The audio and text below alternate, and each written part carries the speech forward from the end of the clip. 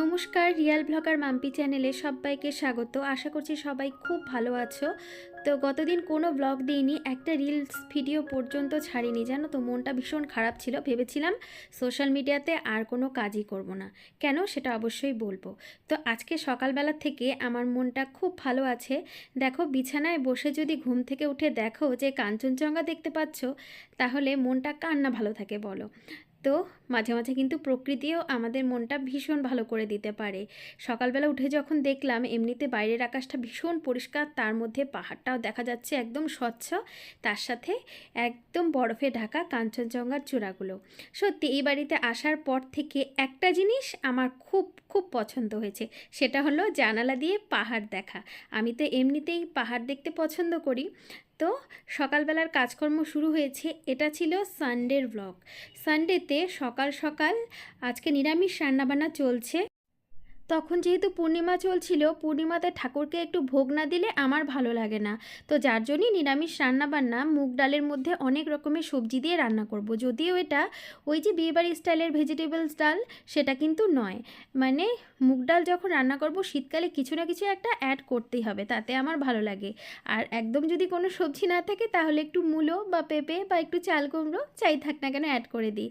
তো এই তো ঘরের কাজকর্ম কিন্তু বেশ ভালো মতো করে শেষ করা হয়ে গেছে, তারপরে রান্নাবান্নাটা করতে এসেছি।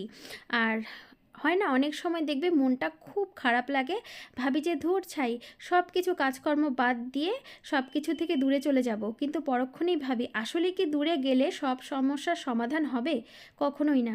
সমস্যা থেকে যত দূর পালানো যায় ততই কিন্তু সমস্যাগুলো পেছন দিকে আমাদের তাড়া করে, তার সাথে সাথে মনটাও খুব খারাপ হয়ে যায়। তো স্নান শেষ করে এসেছিলাম ছাদে কাপড় দিতে। আর যেই কথাটা বলছিলাম, গতদিন কোথাও কোনো ব্লগ দিইনি, ভেবেছিলাম আর কাজটাই করব না। তো সোশ্যাল মিডিয়াতে কাজ করতে গেলে তো অনেক ধরনের কথাই শেয়ার করি। একজন না আমাকে এমন একটা কমেন্ট করেছে, সেই কমেন্টটা আমার থেকেও বেশি মানে আমার ফ্যামিলি মেম্বাররা খারাপ পেয়েছে। কথাটা হলো এই যে আমার শরীরের অসুস্থতাটা, এটা আসলেই কি আমার কর্মফল, মানে এরকম একটা কথা। কারণ আমি আমার ভিডিওর দ্বারা যারা নতুন বউ আছে তাদেরকে কুশিক্ষা দিচ্ছি, তাদেরকে আমি এমন শিক্ষা দিচ্ছি তারা যেন একা একা বাঁচতে পারে, বা শ্বশুর শাশুড়ির সাথে তারা যেন সংসার না করে। আমি আমার কোনো ভিডিওতে কোনো দিনও এমন কথা বলিনি যে বউরা তাদের শ্বশুর শাশুড়ির সাথে সংসার করবে না বা তাদের সংসারটা ভেঙে দিয়ে একা একা থাকবে। যার যার জীবনে যেমন আর কি অভিজ্ঞতা, সে তেমনভাবেই চলবে। কেউ যদি ভালো শ্বশুরবাড়ি পায়, সে কেন শ্বশুর শাশুড়ির সাথে থাকবে না বা তাদের অযত্ন করবে, তাই না? তো এই ধরনের কথাটা একজন বলেছে, কমেন্টগুলো আমি পুরো রেখে দিয়েছি, মানে আমার স্মৃতি হয়ে থাকবে। তার জন্যে আর ডিলিট করিনি। তো যে বা যারা মনে করে আমি শ্বশুরবাড়িতে সংসার করিনি, তাদের উদ্দেশ্যে বলছি, আমি 8টা বছর শ্বশুর শাশুড়ির সাথে এবং জয়েন্ট ফ্যামিলিতে থেকেছি। 8 বছর জীবনে, সেটা কিন্তু কম নয়, ঠিক আছে? 8 বছর আমি থেকেছি এবং একটা ছেলের বউ হিসেবে যতটা করা দরকার সংসারে সব কিছু করেছি। আর তার সাথে আমার ফ্যামিলিতে শুধুমাত্র আমার শ্বশুর শাশুড়ি ছিল না, আমার ফ্যামিলিতে আমার শ্বশুর শাশুড়ি বাদেও আমার শাশুড়ি মায়ের বাবার বাড়ির অনেক সদস্য আমাদের বাড়িতেই থাকতো। যেমন তার বোনের ছেলে থেকে শুরু করে তার বোন ইত্যাদি ইত্যাদি। তো সব কিছু মিলেমিশে কিন্তু আমি 8টা বছর সংসার করেছি, ঠিক আছে? তাই এই কথাটা বলা ভুল যে শ্বশুর শাশুড়ির সাথে সংসার করিনি। ওনারা এখন ওদের মতো থাকে বা ওনাদের নিজের একটা আলাদা জগৎ হয়েছে।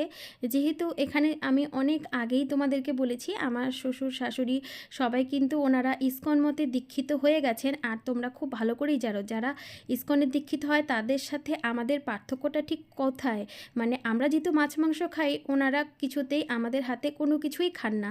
তো এখানে যে একটা কি বলবো, একটা দেওয়ালের মতো তৈরি হয়ে গেছে, যে হয়তো সম্পর্কে শ্বশুর শাশুড়ি বা বাবা মা ঠিক আছে, কিন্তু এই যে একটা ধর্ম, একটা কি বলবো, একটা বিভেদ হয়ে গেছে না। কারণ আমরা তো ইসকন মতে দীক্ষিত নই। এখন দেখো, বয়স যখন হয়ে যাবে আমাদের, তখন কি করব আমরা জানি না, কিন্তু আপাতত তো আমি সংসার জীবনটা নিয়ে ব্যস্ত। আর ওনারা সংসার জীবনে এখন নেই বললেই চলে, কারণ ওনারা এখন তীর্থ করা থেকে শুরু করে বিভিন্ন জায়গায় ঘোরা, এগুলো নিয়ে ওনারা ওনাদের লাইফটা খুব ভালোভাবে কাটাচ্ছেন। আর এই যে এতগুলো বছর আমি সংসার করেছি, তাতে কিন্তু কোনো দিনও এমন একটা দিন যায়নি যেখানে সবার আগে আমি খাবারটা খেয়ে নিয়েছি। বাড়ির সবাই খেয়েছে, তারপরে কিন্তু আমি খেয়েছি। বা আমার খিদে পেলেও কিন্তু মুখ ফুটে কাউকে কখনো গিয়ে বলিনি যে আমার খিদে পেয়েছে। বা কাউকে অসম্মান করাতেও দূরের কথা থাক, যে যেমনভাবে নিয়ম বানিয়েছে তেমনভাবেই চলেছি। আর এই যে আমার প্রেগনেন্সি জার্নি, মাঝে মাঝে তোমাদেরকে বলি কতটা কষ্টের, কতটা দুঃখের। আমি এই কথাটা বারবার বলি কেন বলো তো? আমি সেটা ভুলতে পারি না। আমার সেই সময় ইচ্ছে করতো যে কেউ যদি আমাকে একটু রান্না করে খাওয়াতো, কিন্তু আমার ফ্যামিলিতে হয়তো মেম্বার অনেক ছিল, কিন্তু তারা যে যার যার মতো করে সেই সময় কাটিয়েছিল। মানে দুমুঠো ভাত রান্না করে দেওয়ার মতনও আমার পাশে লোক ছিল না, যার জন্য সেই দুঃখের কথাটা হয়তো মাঝে মাঝে শেয়ার করে ফেলি। তাই এটা নয় যে সেটা আমি সবাইকে শেখাচ্ছি যে তোমরাও সেটা বলো, কারণ অনেক মেয়েরাই আছে অনেক ভালো শ্বশুরবাড়ি পেয়ে তারা সুখে শান্তিতে সংসার করছে। তো আসলে এই যে কমেন্টটা যখন থেকে দেখেছি না, আমার মনটা সত্যি ভীষণ খারাপ হয়েছে। কারণ এই কমেন্টের মধ্যে একটা কথা বলা হয়েছে, এই সব কারণেই নাকি আমি এখন অসুস্থ। তো এই কারণের জন্য হয়তো আমি আমার কর্মফলটা পাচ্ছি, আর তার জন্যে অসুখে ভুগছি। পুজো হয়ে গেল, প্রসাদটা মেখে নিচ্ছি, তারপরে হবে খাওয়া দাওয়া। সকাল থেকে তো খাওয়া দাওয়া তেমন কিছু হয়নি। ছেলেকে ব্রেকফাস্ট করে দিয়েছিলাম, ও গিয়েছিল ড্রয়িং স্কুলে, ও রবিবার করে ক্লাস থাকে, ড্রয়িং ক্লাস। তো এখন এই তো ঠাকুর ঘরের একটু কাজ আছে, করে তারপরে খাওয়া দাওয়া হবে। আর রান্নাবান্না তো নিরামিষ রান্নাবান্না হয়ে গেছে। আর একটা কথা আছে না, কোথাও শান্তি নেই, ভুল কথা জানো, শান্তি আছে। শান্তি হলো ভগবানের চরণে, এর থেকে শান্তি তুমি কোথাও পাবে না। সত্যি কথা বলতে, তুমি যেখানেই যাও না কেন, পৃথিবীর যত ভালো ভালো জায়গাতেই ঘোরো না কেন, ঘুরে ফিরে এসে তোমাকে এখানেই আসতে হবে। আর ভগবান যতটুকু দিয়েছে ততটুকু নিয়ে যদি ঠাকুরের চরণে আশ্রয় নেওয়া যায়, আর ভগবানকে সত্যি মন থেকে, বলে না, মন থেকে ডাকাটা হচ্ছে বড় কথা। তুমি কত প্রসাদ দিলে, কতটা জাঁকজমক করে রাখলে, ভগবানের জন্য কি করছো, মানে কত বড় ঘরের মধ্যে ঠাকুরকে রাখছো, সেটা বড় কথা না, কিন্তু তুমি মন থেকে কতবার ডাকছো, কতবার প্রণাম করছো, কতবার তাকে নিজের মতো করে ডাকছো, সেটা হচ্ছে বড় কথা। আমি তো আমার ঠাকুরকে মনে করি যে, মানে কি বলবো, আমার সব দুঃখ কষ্ট সমস্ত কিছু আমি হয়তো মানুষকে বলতে পারি না, সব কথা তো সবাইকে বলা যায় না, কিন্তু আমি আমার ভগবানের কাছে এসে সব কিছু বলি, সব কিছু বলি, এবং তিনি আমার কথা শোনেনও। একটা কথা আছে না, যদি সৎ পথে থাকা যায় দেখবে তোমার কথা ঠিক শুনবে। কিছু কিছু মানুষ আছে বা কিছু কিছু শাশুড়ি মা আছে, সব দোষ পরের বাড়ির মেয়ের। সেটা তো এতদিন আমি রিয়েল লাইফে দেখেছি ঠিকই, কিন্তু এখন আমি আবার সোশ্যাল মিডিয়াতেও দেখছি। মানে সব দোষ পরের বাড়ির মেয়েরাই নেবে আর তাদের বাবা মারাই নেবে। আর কথায় কথায় জবের থেকে বিয়ে হয়েছে, একটা কথা তো আমি অনেকবার শুনেছি যে আমার বাবা মা আমাকে কিচ্ছু শিক্ষা দেয়নি। তো এই কথাটা এখন বুঝিয়ে আমাকে সোশ্যাল মিডিয়াতেও শুনতে হবে, তাই না? মানে কিছু শেখায়নি, আমি কাজকর্ম কিছুই পারি না, রান্না জানি না। তো যাই হোক, তো কি জানি, কতটুকু জানি জানি না, কিন্তু যতটুকু জানি সেটা দিয়ে আমার চলে যায়। তো অনেক কথা অনেক মানুষের কাছ থেকে অনেক রকমভাবে শুনেছি, কিন্তু কোনোদিনও তার প্রতিবাদ করিনি। প্রতিবাদ করি না জন্যেই বুঝি সম্পর্কগুলো এখনও টিকে আছে, নয়তো থাকতো না। আর আরেকটা কথা না বললেই নয়, আবার যেই সব মায়েরা অন্যের মেয়েদের দোষ খুঁজে বেড়ায় না, সেই সব মায়েরাই আবার নিজের মেয়েদের কোনো দোষই কখনো দেখতে পায় না। এটা একটা অদ্ভুত, তাই না? তো যাই হোক, এখানে দেখো আমি এসেছিলাম মেলাতে। আজকে না অনেক ভোরবেলা, সকালবেলা উঠেছি আর কি, ভোরই বলতে গেলে তখন, কারণ ওই 6টা সাড়ে 6টা, যেহেতু এখন অনেক কুয়াশা থাকে না, সেই সময়টা ওঠার পরে প্রচণ্ড ঠান্ডা লাগছিল। আর স্নান টান করার পর এত কাজকর্ম করে মানে রীতিমতো আমি কাঁপছিলাম। তো তোমাদের দাদা বললো চলো একটু রোদের মধ্যে বেরিয়ে আসি। তো ওই রোদে বেরোতে গিয়ে দেখি যে একটা মেলা বসেছে, আর মেলাতে এসে দেখলাম এত জিনিস চারিদিকে, মানে কোনটা ছেড়ে কোনটা দেখবো আর কোনটা নেব। যদিও এখন আমি একদম ডিসাইড করেই ফেলেছি বেশি কেনাকাটা খুব একটা করব না, কারণ দেখো অনেক কিছু জিনিস তো তোমরা দেখলে ওই বাড়িতে আমাকে ফেলে দিয়ে আসতে হয়েছে অথবা কাউকে দিয়ে আসতে হয়েছে, আর তার সাথে আরও অনেক জিনিস আছে যেগুলো আমাকে স্টোরেজে রেখে দিতে হয়েছে। তো যার জন্য শুধুমাত্র জিনিস কিনে আবার তুলে রাখবো, সেটা কি ইউজ করতে পারবো না, তাতে কোনো লাভ নেই। যার জন্য যতটুকু আমার প্রয়োজন বা যেটা নিত্যনৈতিকভাবে আমি ইউজ করতে পারবো সেইটুকুই নেব।